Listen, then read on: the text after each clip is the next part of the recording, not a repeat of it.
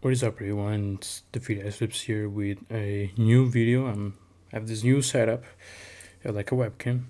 So my quality, at least video quality, is better. My audio quality hopefully is good. And today I'm here to talk about this motherfucker right here. This is the Benchmade 51 by the one. So this is a Benchmade 51 clone that I got like a week ago or whatnot, and yeah, I bought this thing for some kind of fucking reasons. To be honest, I'm not really sure why I did it. And there's a few interesting things about this knife that I think, I want to talk about, I guess. And yeah, I'm just gonna go over and say a few things about this knife and whatnot. So, starting with the design, which I'm a big fan of. I always been a fan of like 51 design and all that. So you can see there's also like the Benchmade logo.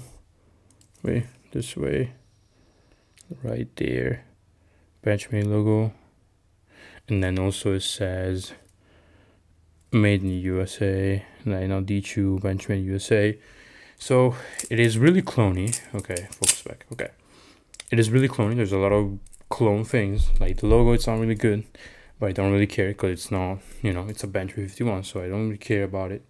Because buying one of these real ones, which of course there is no more, like they don't make anymore, it is really fucking expensive. So clone is definitely the way to go if you're really looking for something like this. Let's just get out of the bat flipping wise, because if you want a good flipper and if you want something competitive, I guess this is not the knife to go to 100%. This knife is terrible for flipping. Like the latch gives a lot of handle drag, like a lot. I don't know why it's burning that side, but yeah, like fanning is absolutely awful. And then there's like a bunch of other things that makes this knife really like untrustable, really like unstable and weird to flip. So I would not recommend this knife if you're looking for something to flip and it's good. And that's also why the reason why I bought this knife. I didn't buy this knife really for flipping. I mostly bought it because I like the design of it. You can definitely take off the latch, and with only the pocket clip, this thing will flip much better. But even so, there's like other things that I'm gonna go through with this video, which definitely affects the flippability and it still doesn't make this knife really good. Besides the balance and the fact that the latch and the pocket clip adds a lot of weight towards the by handle, so it's not really well balanced. So speaking about the latch, it is stainless steel. It is not a spring latch, just like the 51. And there is a really interesting thing about this latch, which basically in the handle, there is a little. I don't know if you can see that. If you focus, there is a little pin. You can see the spacer is right here. Then there is like a little pin right there, and then there's the latch. There is the latch. Okay, English. Okay, and basically, so that pin basically helps with the latch not getting in the way, because it gives enough space to when you do this, the latch is not gonna get in the way, so it doesn't like pinch you the handle like that. Now, it's also cool because if you see on the bite side, oh, okay, well, I don't even know what I'm doing. I'm not used to this. If you see inside the liner on the bite side, which is this one, there's like a whole line cut out, and that it's also a thing for the latch and for the pin, because you can clearly see when it's on the open position and you press down, there's that liner and the area that it's like empty, that kind of curves and closes a little bit. Like, it's really hard to see, but you can really feel it, and that's probably another thing for the latch, so that it doesn't get stuck or something. So that's really cool. I didn't know that, and didn't notice that until like I actually started looking at this and taking this apart. And this is really cool. It's a really cool thing. It's probably made from the real 51, but I didn't know that. And also, like, if you have an open position, the latch it is much harder to take away. Like you can't really like squeeze it and make it drop. You need to put some pressure. When you have the knife in the closed position, you can just squeeze and it opens. So that's pretty cool too. And I think that's also made because of the yeah, I don't know, but it's a cool thing. Now pocket clip is also really good. It works. It's a pocket clip. It's made by titanium, so it's not as heavy, which is really good. And it is not too bad. If you take off the latch, you only leave the pocket clip, it's not that bad. If you want like a better flipping experience, but I'm probably gonna keep both because I like it with the latch and everything. But yeah, pocket clip is just a pocket clip. Now, again, for the handles, it is titanium scales. It's not like a morpho, which I am actually getting scales for this. Crazy enough, I am gonna get scales, and there should be here today. So I got some G10 scales that I can put on this thing. But the titanium scales on this thing are really fucking good. Yeah, they're really comfortable. They're nice and rounded, and even the edges are really nice, and they don't feel awful. Like they actually feel good, which I didn't thought about since it's like an older clone from the one. It's kind of surprising that it actually feels pretty damn good. You can see there's like some imperfection on the whole pattern, a little bit, especially on this one, the safe handle. Like, holy shit, this is so hard. I'm not used to this, but I think it's easier to see on the closed position. But it doesn't really matter. There's a few like little imperfections on the scale when it comes to the O's. That is like a little few, like pieces of material in the way, so it's not like a full round circle. But it's not that big of a deal, because I mean I am gonna change the scales anyways. But they don't feel bad. Even the details inside, they're not rough. Even the scales, no, the liners, my bad, on the inside of the knife, they don't feel bad. So it actually feels really good when it comes to handle feeling, which is surprising, to be honest. So yeah, handles are not too bad when it comes to handle feelings. There's cool things going on from the latch. There's cool things going on for the pivots too, because for both the pivots on the top and the sex bolts on the bottom, there is a thing, which is probably even the real one. I just don't even know. I don't really know because I never had the real one. But I don't know if you can see, there's like those little like lines. It is really hard to see because it doesn't want to focus. Can you focus on this? So I don't know if you can see, but there's like little lines on that thing, and that kind of, okay, focus back, nice. That kind of helps to pretty much have the pivot stick in there, and it's really hard to take it apart. And that's why I also didn't take off the pocket clip yet, because it is also on the pivots, like on the sex bolts, my bad. So it is a little hard to take apart. I wonder if I can hammer them down, but I don't want to damage them. Even because this knife does not come with any extra hardware besides pivot screws, bushings, and washers. So it doesn't come with any body screws. So that's a little thing that you should know if you're buying this. And now let's talk about all the other parts on this thing, like the screws and whatnot.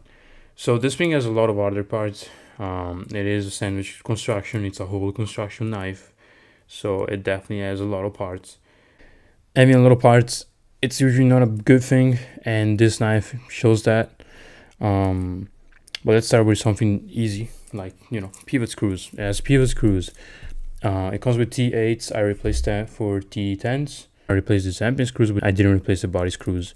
But for body screws, we have two screws right here with two sex bolts for the latch, and then on the other side you just have one for the just a spacer. But the Zampian screws are the most annoying thing ever in the fucking world, because now this thing is on bushings, right? This thing has bushings, but the bushings are completely fucking useless for a number of reasons. Because first of all, they're probably not even tuned that well. But the other thing is that there's so many other parts that affects tolerances that it's like really impossible to get really good tolerances on this thing. Because First of all, you have the pivot screws that you need to crank down all the way, and then if you crank them down all the way, you need to see if the bushings are oversized, undersized, and whatnot, and then tuning them and whatnot, or replacing them. But besides that, you also have 4 screws on the Zen pins, because Zen pins are basically just like rep Zen pins, and they're literally just like real 51 Zen pins, which means that the Zen pins are all together by 4 screws, which is 2 screws per handle, one side and another. And so basically what you have to do is that you have to tune this knife out with the screws, because the problem is if you go ahead and fully tighten both of these screws on both sides all the way in, this knife is gonna bind and there's not gonna be swing at all. Like, you can't even fucking move the end, it's just gonna be stuck. So it is a really annoying thing, because you really need to tune this thing. You need to make sure that these pivot screws are cranked enough to have good tolerances. You need to make sure that the Zen pins are cranked enough so they don't fly away, and also that they're not fully cranked, because if not, it's gonna bind. So you need to find the right tightness between all the screws on this fucking knife to then eventually have the best tolerances you can actually have, and then eventually Loctite them so they don't fly away. It is so annoying. I wonder why like reps still have this kind of design, because I even like today's reps, they have these kind of Zen pins, and I wonder why they don't do something like the Serpent Striker. And I'm starting to love this knife even more because of this. But this knife, as you can see, there's no screws, and the Zen pins are in there, and they're just like those, but they don't require screws. That's because the Zen pins are all together by the pivot screws and the screws on the bottom, which have the spacers. So they're basically just pressed in the handle. They're just like pressed by the pressure of this screws and this screw, and they just stay there. And it is such a better fucking design, because yeah, as a little tap, but like it is so much better, and also it is so much easier to tune because you don't really have to worry about it, and it is just a better design. It doesn't come with any extra hardware, so it doesn't come with any extra sex bolts. So when you take this off and you take the latch off and you put it together, you don't have a same length sex bolt like the one on the safe handle, which sandwich together only the spacer, but you only have 2 of these longer ones right here that basically stick all together with the pocket clip. So when you take this apart and you put it back together, these sex bolts are just going to be flopping around, and it's not nice. We have the blade. The blade looks pretty cool. I got the coating one, the coated one, my bad. The blackened one, the black one, the dark one, that one, yeah. But I am kind of stupid because since of the so much hardware and all that, torches are awful. Like, this is the handle play on this thing. And I mean, sound test. That was about to fly on my fucking leg. This knife sounds so good. Now it's all a little fucked up, and I can definitely crank down the screws a little more, but it's not a good sounding knife at all. But back to the main thing, since it has really bad tolerances and the black blade, this thing develops blade rub. You can literally hear it. Wait, no, this way. You can hear the little like, and that's blade rub, and you can see that right there a little bit. It's like a little silver towards the little pointy part, and even here a little more, you can clearly see that. So it gets the blade rub. So if you really want to get one, get the silver one if you really care about blade rub. But you should know that if you buy one of these, you're gonna have blade rub anyways. The edge on this thing is really good. It's really sharp. I like the blade design. I think it looks pretty cool. The spine, it's okay. It doesn't feel bad. Now, the main problem with this thing and the blade is that it's pretty uncomfortable on the Zen pin area. So the Zen pin nipples and the Zen pin cups right here, they're really uncomfortable.